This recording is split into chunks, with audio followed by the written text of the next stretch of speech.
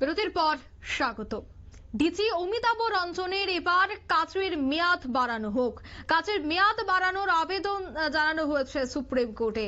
আজ মঙ্গলবার প্রধান বিচারপতির বেঞ্চে এই মামলার শুনানি হবে। ডিজির মেয়াদ 2 বছর বাড়ানোর কিন্তু এবার আবেদন জানানো হয়েছে।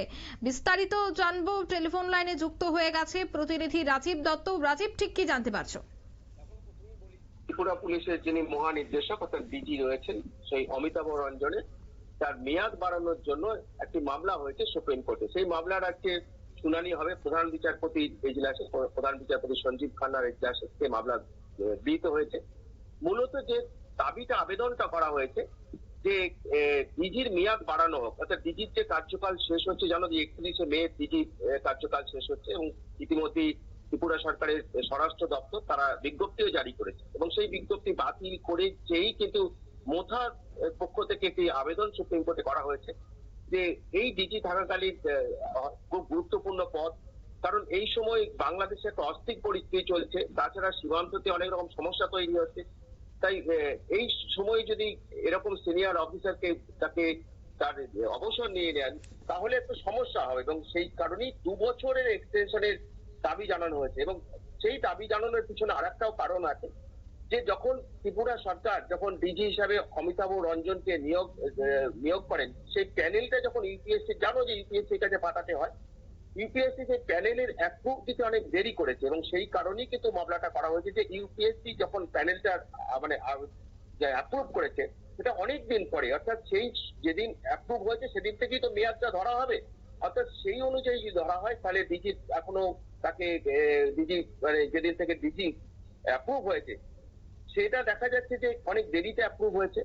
তাই তারা চাইছেন যে এই পুরো 2 বছর ডিজি থাকতে হবে, যাদের 2 বছর হচ্ছে না। সেই কারণেই মোথার পক্ষ থেকে এই আবেদনটা করা হয়েছে সুপ্রিম কোর্টে। যে এখন যেটা নিয়ম হয়েছে যে 2006 সাল থেকে যে আইন হয়েছে, জানো, যেটা সুপ্রিম কোর্টের নির্দেশ যে ডিজি নিয়োগ করতে গেলে ইউপিএসসির কাছে 3 জনের নাম পাঠাতে হয়। সেই 3 জনের নাম মানে 3 জনের নাম থেকে একজনের নাম হচ্ছে নির্বাচিত করে ইউপিএসসি।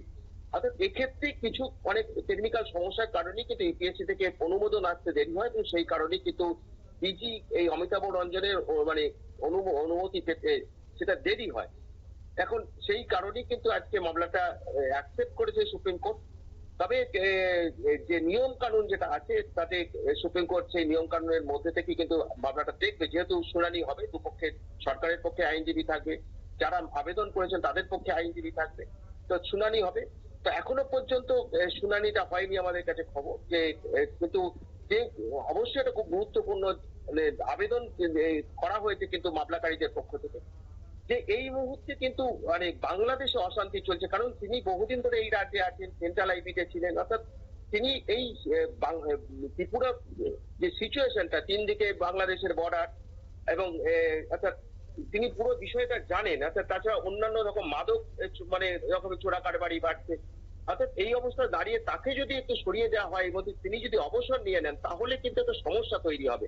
আবার নতুন ডিজি আসবেন, তিনি তাকে সবকিছু কাজ বুঝতে হবে। অর্থাৎ সেই কারণেই তাদের বক্তব্য যে ডিজি পদে আরো 2 বছর রাখা হোক অমিতাভ রঞ্জনকে। এখন দেখা যাক সুপ্রিম কোর্ট কি বলে, কারণ সবাই সুপ্রিম কোর্টের দিকে তাকিয়ে আছে, কারণ সুপ্রিম কোর্ট নিশ্চয়ই এই নিয়ে কোনো নির্দেশ দেবে।